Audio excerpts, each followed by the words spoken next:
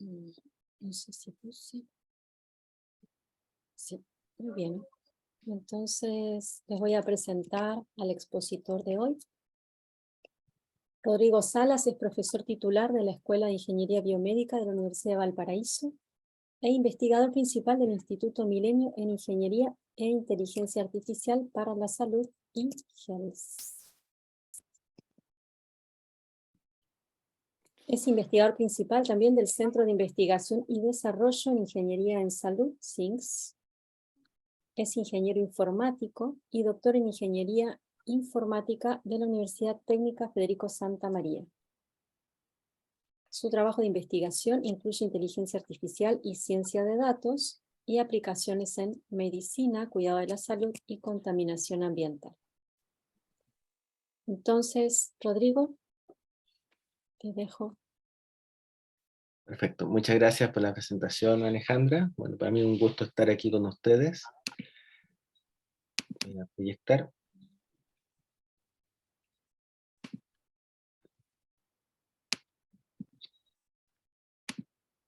Ok, la presentación que tengo preparada para hoy tiene relación a las redes neuronales, tanto biológicas como artificiales.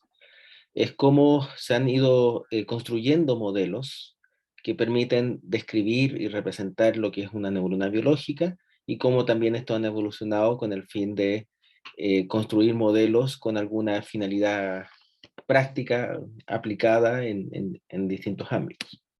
Vamos a hacer un pequeño barrido sobre algunos de los modelos más relevantes y, bueno, principalmente es eso, es conocer en qué consiste esta área. Entonces, las redes neuronales artificiales, más o menos su historia, principalmente data del año 1943 con los primeros trabajos desarrollados por Warren McCulloch y Walter Pitts, quienes desarrollaron y describieron un modelo abstracto de lo que sería el comportamiento de una neurona biológica. Y desde entonces se han desarrollado una serie de trabajos, han ocurrido varios hitos a lo largo de la historia, con un crecimiento realmente interesante de esta disciplina que son las redes neuronales artificiales. Vamos a ir recorriendo algunos de estos trabajos y algunos de estos modelos que se han ido desarrollando hasta la fecha de hoy. Principalmente, el primer trabajo, bueno, como ya mencionamos, que es el trabajo McCulloch and Pitts, que modela esta neurona biológica, y se construye un modelo bastante abstracto de cuál es el funcionamiento y la activación de este tipo de neurona, para luego entrar a un desarrollo que empiezan a crecer principalmente en los años 80 con distintos modelos de redes neuronales, donde aparecen además las redes neuronales convolucionales, las recurrentes, y después ocurre lo que hoy en día se conoce como la explosión del aprendizaje profundo, con una gran cantidad y variedad de modelos. Sin embargo, para poder entender estos modelos más avanzados, más recientes de las redes neuronales profundas, todos estos subyacen su estructura y su modelación en base a estos modelos básicos ya clásicos y tradicionales.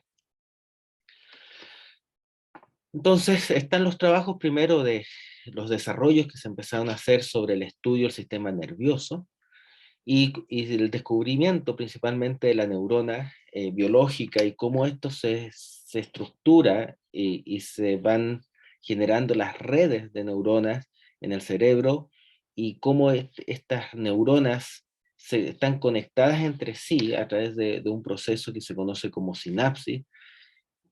En sí la neurona es una célula que tiene la capacidad de transmitir electricidad.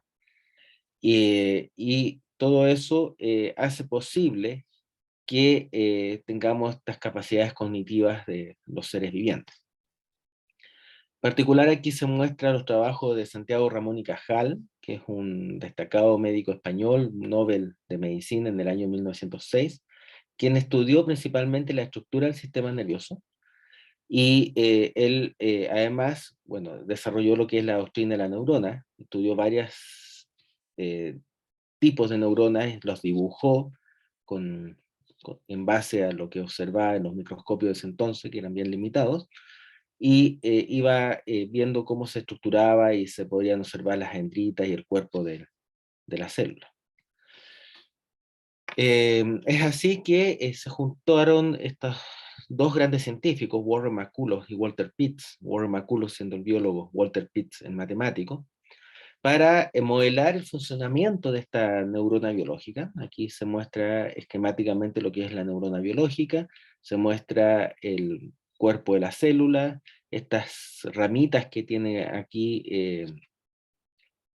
pegadas en la célula, que son las dendritas. En las dendritas se conectan bueno, con el exterior o se conectan con otras células, recibe la señal proveniente de otras células a través de las dendritas, ahí está el núcleo, y el axón, el que transmite un potencial de acción cuando las señales que provienen de otras células superan cierto umbral, y esto genera este potencial de acción que se transmite hacia el axón y de ahí a otra célula. Este funcionamiento fue modelado con esta estructura matemática bien simple, donde se tiene la señal de entrada proveniente de otras neuronas, X1, X2, XN, los pesos sinápticos que principalmente modelan la fuerza con la cual están conectadas las distintas neuronas entre sí, después se hace un proceso de agregación de estas señales con esta sumatoria, que equivale a la agregación que se genera en el cuerpo de la célula, para finalmente generar un disparo cuando esto supera un cierto umbral. Y el umbral está modelado por esta función teta. Ese trabajo lo publicaron en el artículo en el año 1943 llamado A Logical Calculus of Ideas Immanent in Nervous Activity, Boletín de Matemática Biofísica, y un trabajo además que logran demostrar que uno puede modelar con una neurona o con un conjunto de neuronas operadores lógicos, tan como el AND, el OR exclusivo, y por lo tanto construyen con esto un dispositivos de cómputo universales.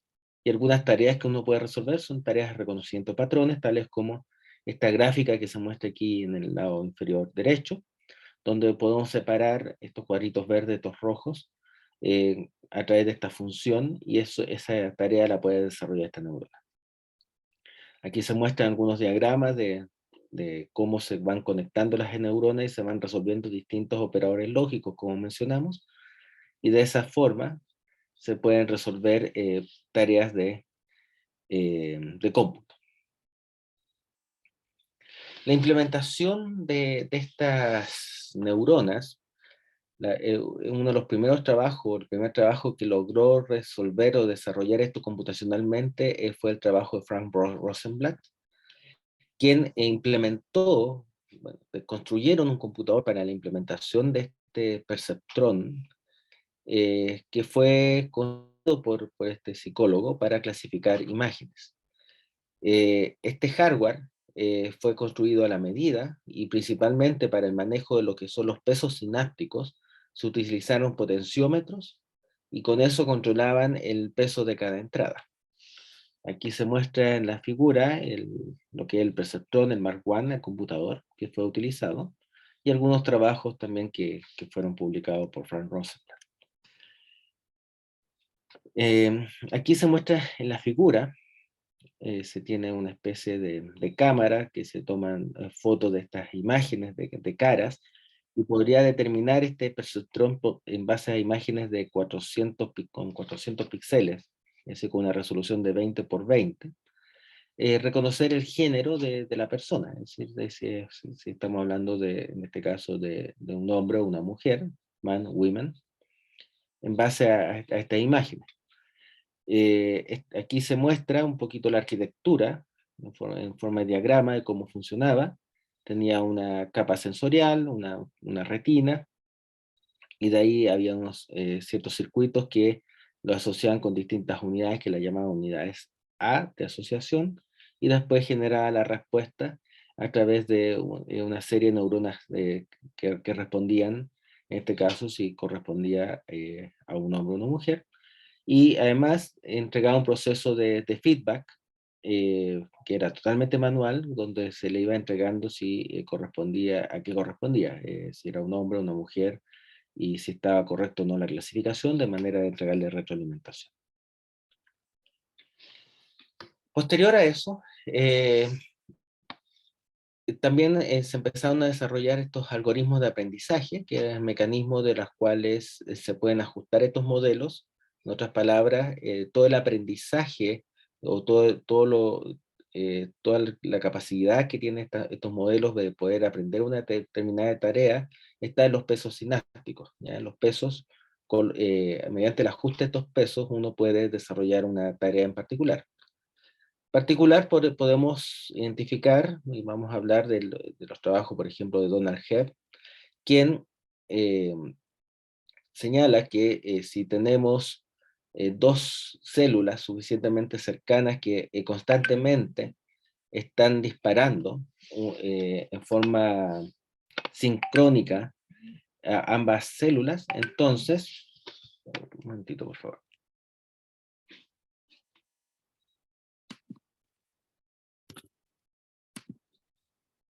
Discúlpeme.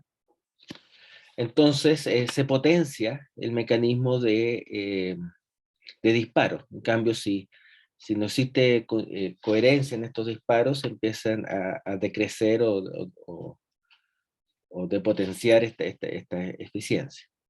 Esa regla, posteriormente, bueno, que fue descrita en el año 49 por Donald Hebb, más tarde fue escrita matemáticamente como este cambio de los pesos en proporción a la salida de dos neuronas que están coincidentes, aumenta los pesos, y si no son coincidentes, disminuyen los pesos. También fue desarrollada la regla delta, o descenso del gradiente. Principalmente la idea básica de la regla delta es a través del funcional de pérdida de una superficie de error, ir en sentido contrario al gradiente, y por lo tanto el cambio en los pesos o los parámetros está dado en forma proporcional al negativo del gradiente de la superficie de error. Es así que Widrow y Hoff, en el año 60, proponen el modelo Adeline, Adaptive Linear Neuron or Later Adaptive Linear Element, quienes introducen esta regla delta previo a la parte de activación, y con eso, con esa señal de error, pueden generar la actualización de los pesos, y de esta forma actualizar esta pequeña red para resolver una tarea en particular. Y de esa forma resolver tareas como de clasificación de imágenes, como vimos previamente. De forma paralela, se fueron desarrollando una serie de modelos también que trataron de describir mejor este mecanismo de transmisión del potencial de acción a través del axón. ¿Ya? Potencial de acción que se transmite desde el cuerpo de la célula hacia otra neurona. Para modelar este proceso, como vimos, estaba el modelo Maculo-Hampitz, pero también empezaron a desarrollarse modelos más elaborados.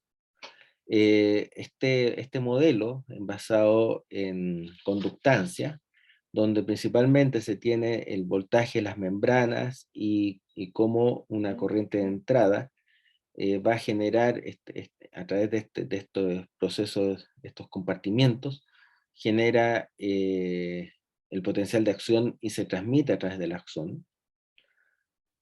Y de esta forma, este modelo de Maculo-Hampitz se extiende para que en forma dinámica se genere este potencial de acción y se transmita. Uno tiene acá el voltaje de la membrana, tiene una corriente de estimulación, y hay unas componentes que, en el caso del modelo Leak, Integrate and Fire, que es el modelo que estamos viendo, que tiene unas componentes de fuga que refleja los iones que pasan a través de la membrana. ¿Ya? Y el modelo, aquí un modelo de ecuación diferencial, que está, cuya estructura matemática Aquí está la estructura matemática y gráfica está aquí, como podrán ver, la corriente, las conductancias, las resistencias asociadas. Más tarde, se construye un modelo mucho más detallado del funcionamiento de este proceso de transmisión del potencial de acción de las neuronas, que es el modelo Hodgkin and Huxley. Este modelo, este potencial que ellos observaban, hicieron un modelo abstracto dado por este sistema eléctrico que podemos observar acá, y esta ecuación matemática de ecuaciones diferenciales, dado por estas tres ecuaciones diferenciales y esta ecuación, esas cuatro ecuaciones diferenciales y esta ecuación de la corriente que está arriba.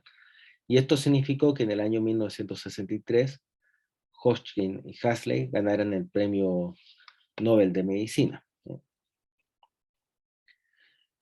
La gracia que tiene este modelo es que puede emular, o simular más bien dicho, todos estos potenciales de acción y distintos comportamientos asociados con estos potenciales de acción de formas como se generan los disparos, y de esa forma describir la gran variedad de comportamiento que tienen las células biológicas. Sin embargo, a pesar de que es muy detallado el modelo, su construcción en modelos, en redes de neuronas y con fines posiblemente aplicados, todavía estamos distantes de aquello, debido a la complejidad de simulación. Más tarde, en el año 80, Kunihiko Fukushima, que está aquí presente, desarrolló un modelo llamado Neocognitron. Es un modelo en la cual colocan estas neuronas en una secuencia de capas, de varias capas, cada capa con ciertas actividades o tareas que puede desarrollar. Tengo una capa de entrada donde recibe una imagen, esta se distribuye a una siguiente capa que se extraen los contrastes, después se extraen bordes, y así sucesivamente hasta finalmente obtener la clasificación. Entonces se van generando varias capas donde se van extrayendo distintas características que son relevantes para poder clasificar una imagen. Acá podemos observar, por ejemplo, el número 5. Este 5 pasa por la capa de contraste, después la capa de extracción de bordes, y de ahí se van obteniendo features de mayor nivel, hasta finalmente obtener la clasificación.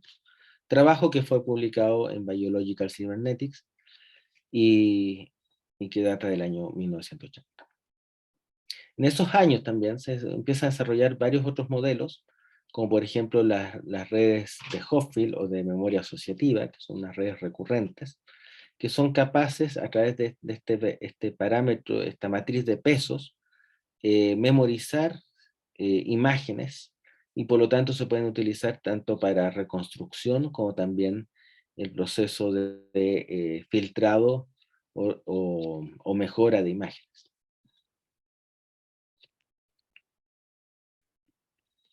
Y los mapas autoorganizativos de Cojonen, que permiten encontrar topologías o estructuras en los datos, principalmente utilizadas para lo que es la proyección. Entonces se empezaron a desarrollar varias formas de cómo vamos combinando estas neuronas en estructuras de redes para resolver una tarea en particular. Volviendo al perceptrón, un poco para recalcar un poco la matemática que subyace detrás de este modelo, que a pesar de que es un modelo simple, es bastante poderoso.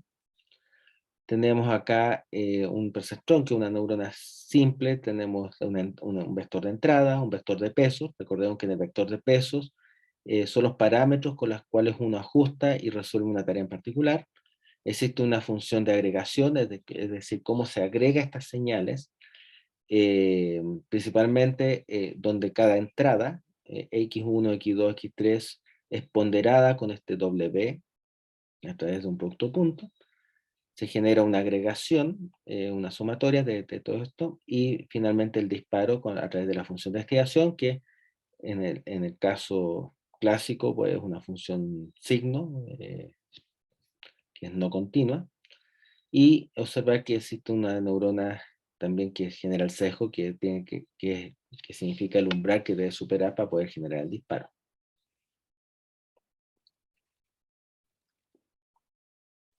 Para el aprendizaje de este modelo, como vimos, uno minimiza una función de pérdida. Esta función de pérdida principalmente se utiliza el error cuadrático. Se tiene la salida deseada menos lo que se predice. Y bueno, lo que se predice es esta neurona, que es una función signo de W por X. Como esto no es continuo, entonces se hace una versión suavizada, que es la versión de Adeline que vimos previamente, donde en vez de utilizar el signo, vamos a una etapa antes, tenemos la diferencia entre la salida deseada y lo que se predice, y bueno, al derivar lo que está dentro, se queda simplemente multiplicado por la señal de entrada. Eso nos da el gradiente, y al aplicar la regla delta, vemos cómo actualiza los pesos, es decir, los nuevos pesos van a ser los pesos actuales, más una tasa de aprendizaje, y esta señal de error que calculamos a través del gradiente. Una de las propiedades interesantes del perceptrón es que, primero, uno tiene hiperplanos separadores a través de este producto punto, entre los pesos y la entrada, y el ajuste a través de la regla de aprendizaje que vimos previamente, uno puede lograr que el perceptrón logre separar con cero error el conjunto de datos de entrenamiento cuando estos son linealmente separables. ¿Ya? Es decir, por ejemplo, el caso que está acá, ¿ya? Donde es linealmente separable. En caso que no es linealmente separable, bueno, en ese caso no logra converger y las soluciones no necesariamente son las mejores. Un poco volviendo a lo que hemos visto, tenemos la función de agregación y la función de activación. En la función de agregación generalmente usamos el producto punto, la activación alguna función no lineal. Sin embargo, uno podría utilizar otras estructuras matemáticas más acorde a esto, dependiendo de la tarea que quiera uno resolver. Las funciones de activación pueden ser funciones lineales, pueden ser la función signo, que tiene esta forma como escalón, puede ser la función sigmoidea, que tiene esta forma de S, que son funciones acotadas, la tangente hiperbólica, también con forma de S. Recientemente se ha utilizado mucho la Rectifier Linear Unit, o ReLU, que tiene esta forma que filtra los valores negativos y después deja pasar los valores positivos, o una tangente hiperbólica dura, que tiene esta forma también como de rampa. Cuando uno tiene el perceptrón, esta neurona básica, y la empieza a unir en redes, en una red, a través de las conexiones en estas múltiples capas, se obtiene un modelo que se conoce como el perceptrón multicapa, que es un modelo matemático, con una estructura matemática no lineal, pero que puede tener propiedades bastante interesantes, como por ejemplo son aproximadores universales. Es decir, que a través del perceptrón multicapa, que es una red de neuronas,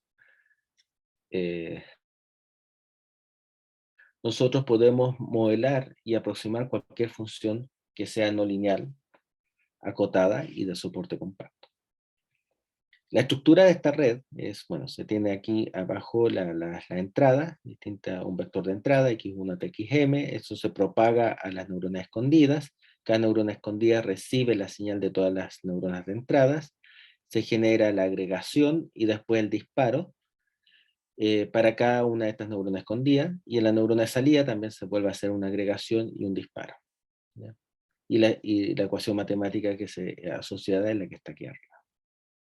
En el año 86, este grupo de investigadores, Rumelhart, Geoffrey Hinton y Williams, lograron construir, o tomaron la regla delta, y a través de la regla de la cadena, le construyeron el algoritmo de aprendizaje que es el backpropagation, de manera tal de poder ajustar los parámetros, los pesos asociados a estos enlaces, y de esa forma el modelo poder ajustarse a una tarea en particular. Este mismo perceptrón, aquí tenemos la estructura, se puede utilizar no solamente para tareas de regresión o de clasificación binaria, sino también se puede usar para tareas de multiclase. Y para eso se sugiere en la última capa utilizar la función de activación softmax, que es una función que, por un lado, aumenta la salida para aquella que tiene, aquella neurona que tiene mayor activación, y disminuye la activación de las otras, pero no solamente eso, sino que la interpretación que uno puede hacer a través de esta función es una interpretación de probabilidad de que pertenezca a cada una de las clases. Hay varios esquemas de visualización, como se podrán observar acá, a través de estas neuronas conectadas de capas. Últimamente se están utilizando estas formas de cuadrados, donde se muestran principalmente las distintas capas, se muestra la activación y entre medio los enlaces, las matrices de pesos, que es la versión D, que es la que últimamente se está utilizando más para graficar y visualizar estas redes. El perceptrón multicapa, bueno, tenemos una entrada, definimos la cantidad de capas, que son K, cantidad de neuronas por cada capa, se tienen vectores de salidas para cada capa escondida genera un vector de salida, se tienen matrices de pesos asociados por cada capa, se tiene una matriz de pesos que conecta la capa anterior con la siguiente, y las funciones de activación son generalmente de esta forma. Se tiene la entrada por el vector de pesos, después se aplica una función de activación y se tiene el vector de salida de la primera capa escondida. Y después sucesivamente, en forma secuencial, se van teniendo que esta capa de escondida es centrada para la capa siguiente, y para eso se pondera por el vector de la matriz de pesos, se le aplica la función de activación y se va generando la salida de la capa escondida siguiente hasta que finalmente llega a la capa de salida. Voy a volver aquí al gráfico, es decir, que de esta entrada se multiplican con los parámetros de pesos, se llega a la capa escondida, y después de la capa escondida se vuelve a multiplicar por las matrices de peso y se le aplica la función de salida. Esta etapa donde desde la entrada se genera la salida es la etapa de propagación, y el algoritmo de aprendizaje hace la retropropagación del error, es decir, generamos primero lo que es la salida o la predicción, vemos qué tan bien o mal hicimos esa tarea, y después retropropagamos el error.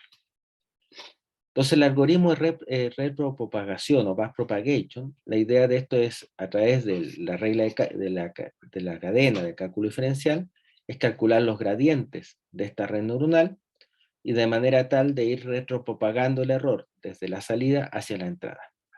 Entonces funciona principalmente en dos etapas. La primera etapa de avance, que es dada la señal de entrada, se genera la salida, y después la etapa de retroceso, que consiste en que, dada la salida, cuantificamos la diferencia con respecto al target, calculamos ese error y lo retropropagamos a través del gradiente hacia las capas de entrada.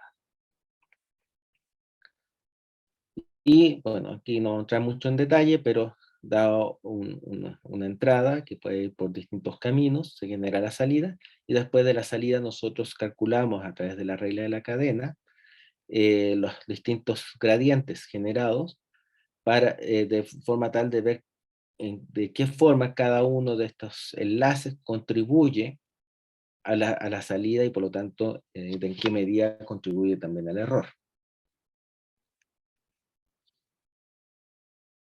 Y de esa forma, uno a través de el gradiente de la función de pérdida, uno lo puede obtener como el gradiente de la función de pérdida multiplicado por el gradiente de la red, y ese gradiente de la red después se va calculando de qué forma contribuye cada uno de los enlaces de este modelo al error final. Si uno quiere visualizar un poco este perceptrón, uno puede ingresar a este enlace, legrand.tensorflow.org. Se ve una estructura simple, un conjunto de datos acá se tiene que uno puede escoger. Por ejemplo, aquí está escogido la espiral, son dos clases, y uno quiere clasificar, tiene dos entradas, x1, x2, que son la posición de los puntos, 4 neuronas escondidas, otras 2 neuronas más de otra capa escondida, son 2 capas escondidas, se usa activación tangente hiperbólica, y finalmente aquí se va colocando el target, el resultado final, a qué clase pertenece cada punto del espacio. Y aquí se puede observar la función de pérdida, y uno puede experimentar y jugar un poco en cómo funciona este perceptor multicapa. Posteriormente existen tensiones de esta red neuronal. Como vimos, esta red neuronal, el perceptor multicapa, tiene enlaces que van siempre de una capa anterior a la siguiente. No existe retroalimentación, ni tampoco existe loops dentro de la neurona. En cambio, si uno le introduce estos enlaces, puede generar modelos un poco más potentes, y para eso están las redes neuronales recurrentes, donde da una entrada entre este modelo, y este modelo se alimenta a sí mismo de manera tal de tener una secuencia y tener memoria acorde a la señal que va entrando. Entonces la idea básica que hay detrás de las redes neuronales recurrentes es que uno tiene una neurona, y que una neurona recibe una entrada, y de esa entrada genera una salida, y hay una función de retroalimentación que va aplicando a la neurona.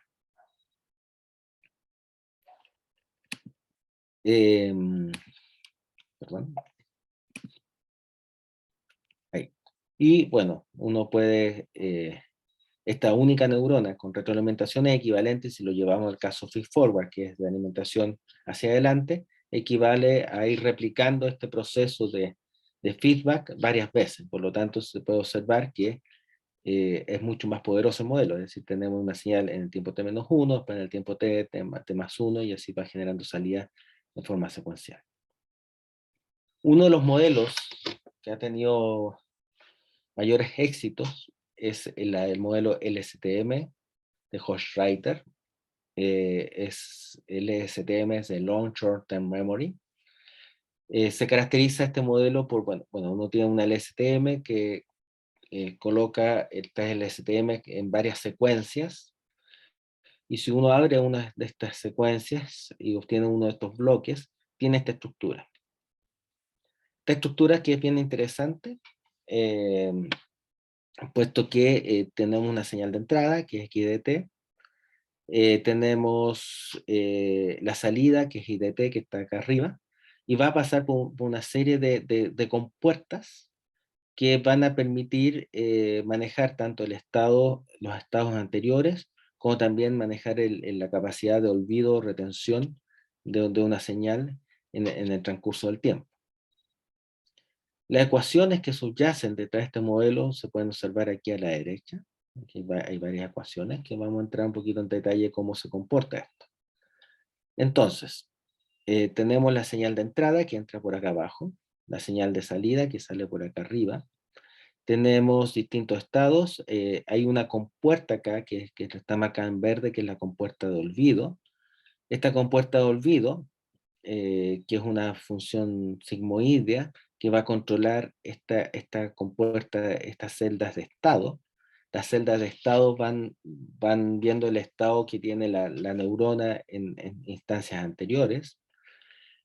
Aquí está la compuerta de entrada, que va a controlar qué tanto va a entrar o va a traspasar de la señal de entrada para generar después la salida. Y la compuerta de salida, que está aquí marcada en rojo. Y además están bueno, los estados de la célula, y también están los estados, el estado escondido del output, que también se va transmitiendo a los bloques siguientes. Entonces, las compuertas en sí son funciones sigmoideas. Como vimos, las funciones sigmoideas se mueven, es una forma de S que se mueve entre 0 y 1, y por lo tanto forma como unas compuertas con transición, donde 0 no deja pasar, 1 sí deja pasar. Cada una de estas compuertas tienen parámetros, pesos, que van a controlar con qué magnitud o no estas señales van a ser traspasadas. Cada uno de estos parámetros, bueno, tienen cierto sentido, que están dados por lo que vimos previamente. Uno controla primero el estado de las celdas, el estado de las celdas, que es voy a volver acá, que esta componente de arriba tiene el estado, viene el estado anterior. Este estado anterior también es controlado por estas compuertas, para ver si vamos a manejar el olvido o no, o si no se traspasa esa información.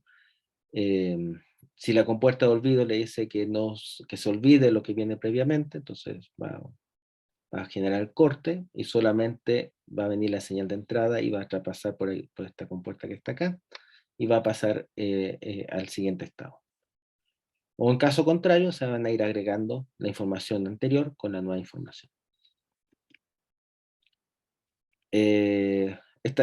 Aquí tengo la función sigmoide o la tangente hiperbólica. Ambas tienen formas de S y generan esta función de estados. La sigmoidea, cuando es 0, no deja pasar; cuando es 1, deja pasar. Y la tangente hiperbólica se mueve entre -1 y 1, pero también con forma de S. Entonces, acá tenemos la compuerta de entrada. Viene la señal, está controlada también, se agrega con la información de la salida anterior de este bloque de la LSTM, se agregan, pasan por estas dos compuertas, una sigmoidea y la otra tangente hiperbólica, y con eso va a generar una señal que va a controlarse, se va a agregar con la información del estado. Y aquí tengo la compuerta de olvido también, que va a controlar el estado anterior. Y la salida, que va por este camino, se agrega acorde a la información del estado, y acorde a la entrada va a generar la salida y la información para el siguiente bloque. Y así va aprendiendo en forma secuencial la secuencia. También empiezan a desarrollarse modelos cada vez más elaborados. Entre eso está entramos a lo que es Deep Learning, modelos que más o menos, a pesar de que datan del año 80, los primeros modelos a través del nodo Cognitron, y después en los años 2000 a través del LeNet de Yann LeCun, recién en el año 2010 en adelante se empiezan a crecer a través de lo que es el aprendizaje profundo. Y hay un artículo bien interesante publicado en Nature, de Yann LeCun, Joshua Bengio y Geoffrey Hinton, quienes muestran las capacidades de estos modelos. En particular, aquí se muestra una imagen que pasa por dos modelos de redes neuronales, una de visión, que es una convolucional, y después una de recurrente para generación de lenguaje. Y de esa forma se logra, a través de esta imagen, describir a través de texto de en qué consiste o qué es lo que se está observando en esta imagen. Por ejemplo, acá tiene un grupo de personas comprando en un mercado exterior. Existen muchas frutas en el stand de frutas. Y bueno, de forma similar, aquí muestran otros ejemplos de imágenes y cómo se fueron describiendo a través de texto de lo que se observa. Estos modelos han sido extendidos en profundidad. Previamente, si se dieron cuenta, eran de pocas capas, y aquí aparece GoogleNet o Inception, que son modelos de muchas capas. Aquí están con distintos colores, también distintas funcionalidades que tienen cada uno de estos bloques de neuronas. Algunos hacen tareas de activación, otros de convolución, otros de concatenamiento, y de esa forma van a resolver tareas mucho más difíciles de procesamiento, principalmente de imágenes. Aquí hay un ejemplo, por ejemplo, de una COPNet que es utilizada por una base de datos que se llama CIFAR, de 10 clases, que son imágenes que se muestran acá. Me parece que el tamaño era 32 por 32, parece el tamaño de la imagen. Y las va clasificando acorde a lo que se observa en si es un avión, un barco, un pájaro, un caballo, etc. La clase correcta es la que está en verde. Este está en proceso de aprendizaje. Y se muestran las tres primeras clases, no se muestran las 10 en total por tema de visualización. ¿Ya? Y uno puede clasificar estas imágenes en una de esas 10 clases. ¿Ya? Este es un ejemplo de cómo estas redes han sido exploradas. Obviamente, para poder entrarse a este mundo, han aparecido varios libros que sugiero que revisar, son bastante buenos. Es un mundo que está creciendo rápidamente.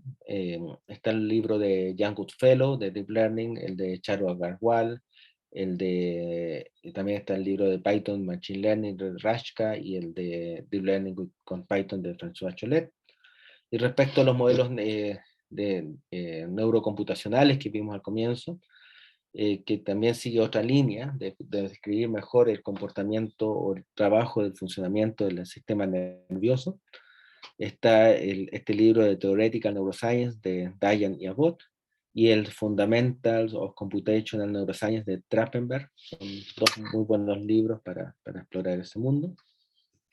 Y lo otro importante, de una gran cantidad de herramientas que hoy en día existen para poder explorar y trabajar con lo que es Deep Learning, como es principalmente TensorFlow, Keras, PyTorch, son algunas de las herramientas más utilizadas.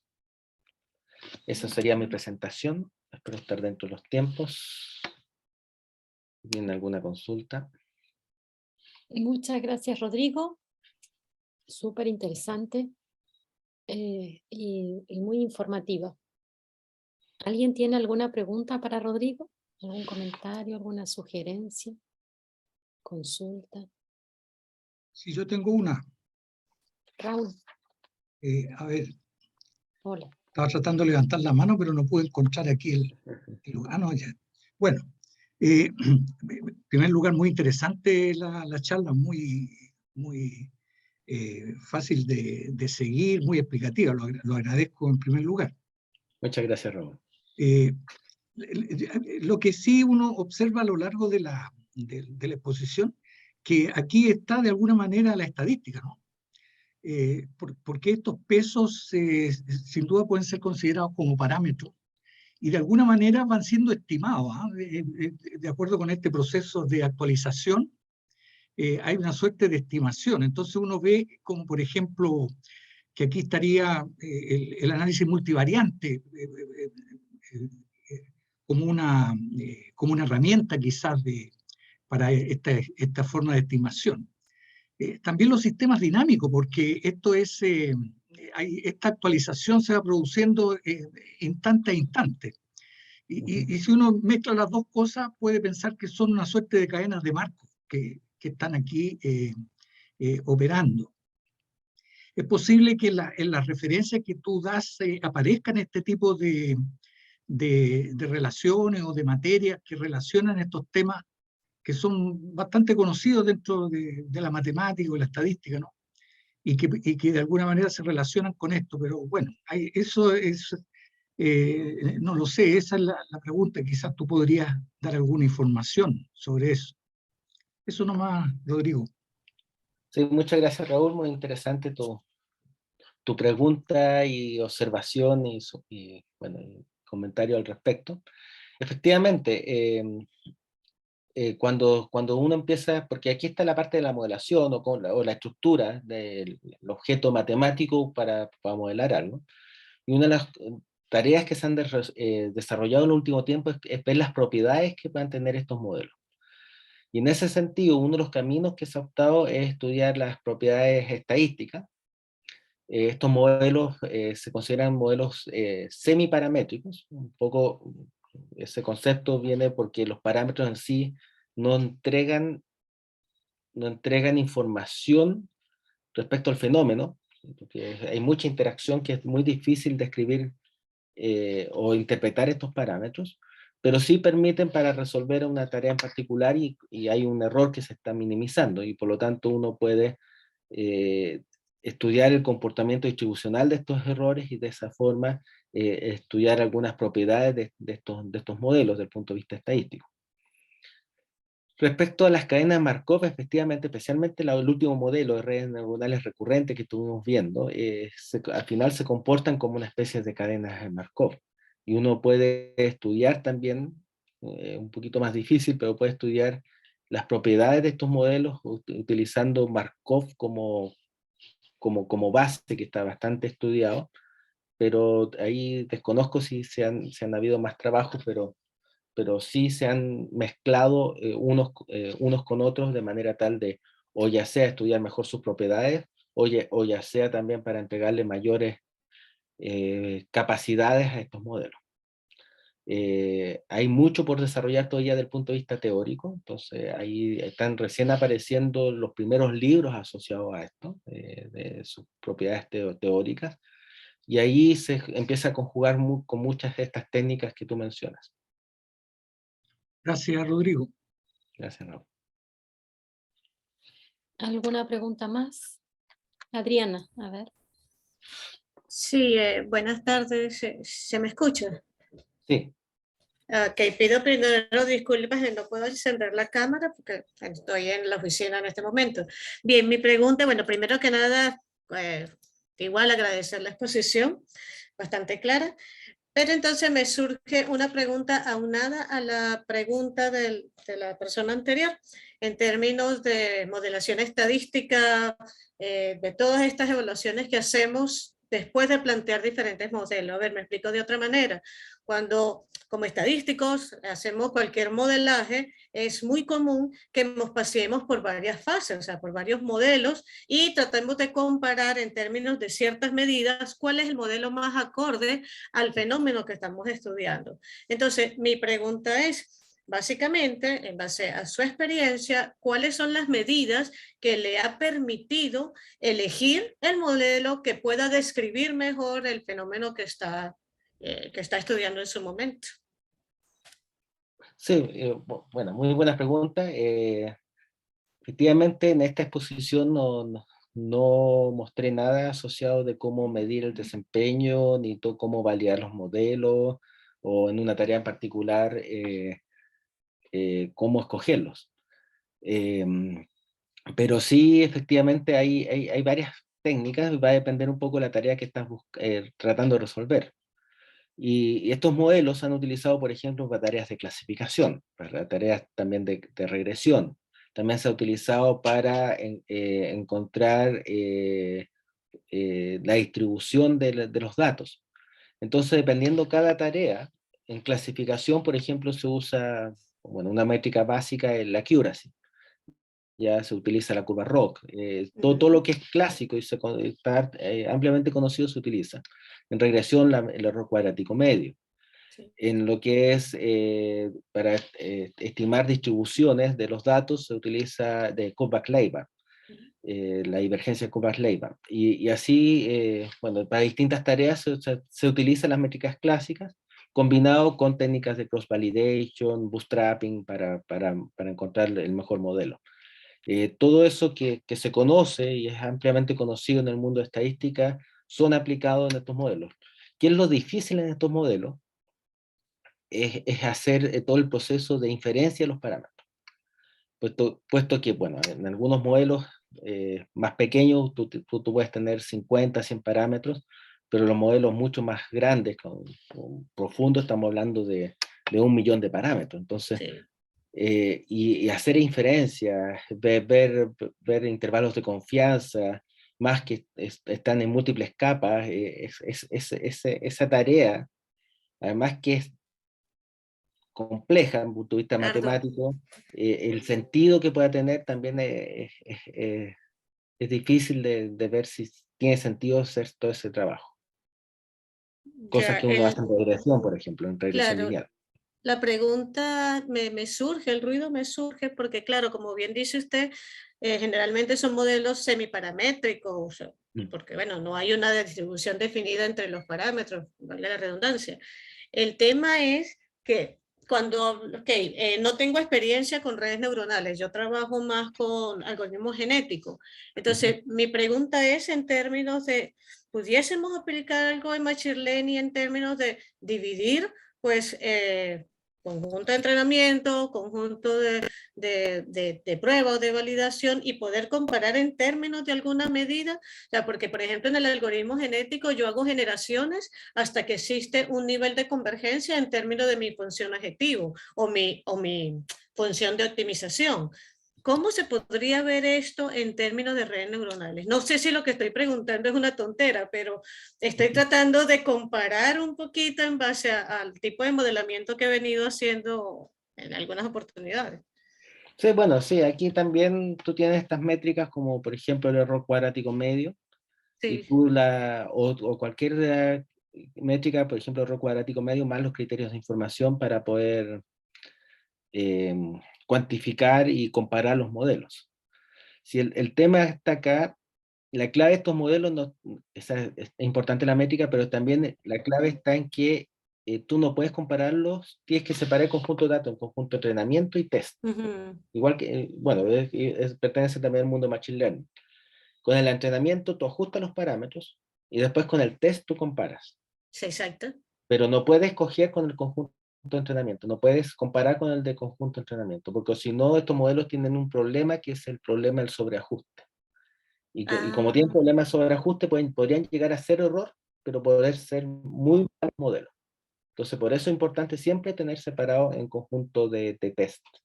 Cosa que, por ejemplo... Pero entonces siempre trabaja, sí, o sea, usted siempre trabaja desde este punto de vista, comparando con un grupo de... Sí. Esa. Siempre así. Siempre así. Claro. Y alguna métrica que me permita ver si realmente estoy haciendo una buena estimación. Ya, Sí. Muchísimas gracias. Sí, me queda un poquito más claro. Muchas gracias. Gracias, Adriana. ¿Alguien más tiene alguna pregunta? ¿Consulta, sugerencia?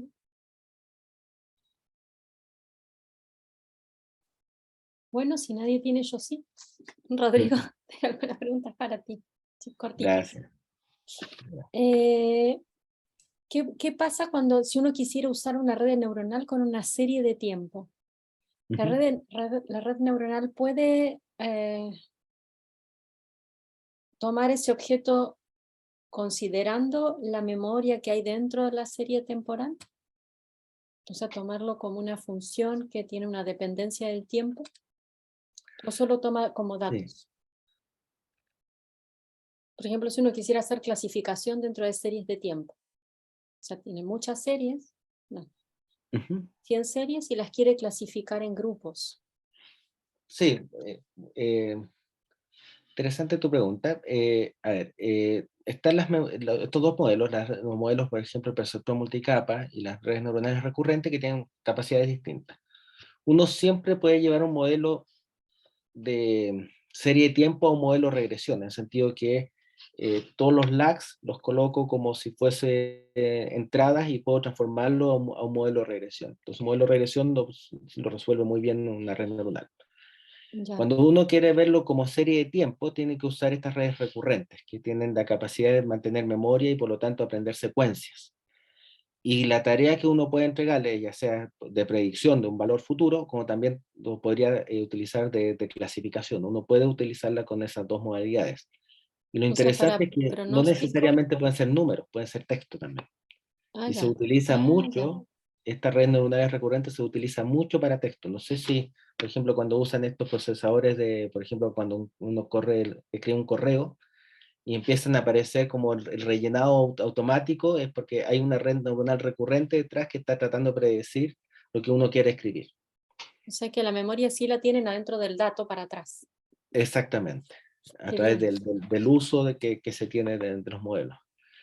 Sin embargo, yo creo que todavía falta mucho para estudiar.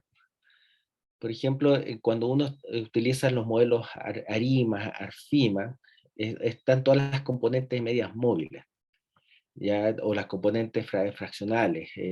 Toda esa componente de ruido y que uno empieza a integrarlo, que lo hace bien en los modelos de red neuronal, pero no está bien estudiado todavía ahí.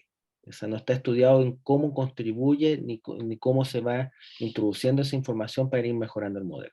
Yo creo que por ahí hay mucho por hacer. No tanto en la parte autorregresiva, que funciona bastante bien, está más o menos bien estudiado, sino en las otras componentes que todavía falta estudio en ese sentido. Ok, gracias. Hay una persona más, Andrea, que el expositor se tiene que ir a las 4, pero si tienes una pregunta cortita. Sí, es cortita. Hola, profesor. De hecho, yo también tengo clase a las 4. Tengo una consulta sobre el procesamiento de imágenes, porque usted mencionó algunas bases de datos. ¿Qué pasa con aquellas imágenes que se desean procesar que no han sido de interés para base de datos y que uno simula para crear una base de datos y finalmente validarla en datos que son reales? Lo he visto en algunos artículos donde, por ejemplo, en el área biológica, ellos simulan bases de datos y obtienen finalmente resultados, por ejemplo, para la localización y segmentación de algunos elementos mediante redes neuronales. Entonces, mi duda es cuando uno crea estas bases de datos simuladas, ¿cuánto considera usted que es el mínimo de imágenes que uno debería utilizar para posteriormente validar?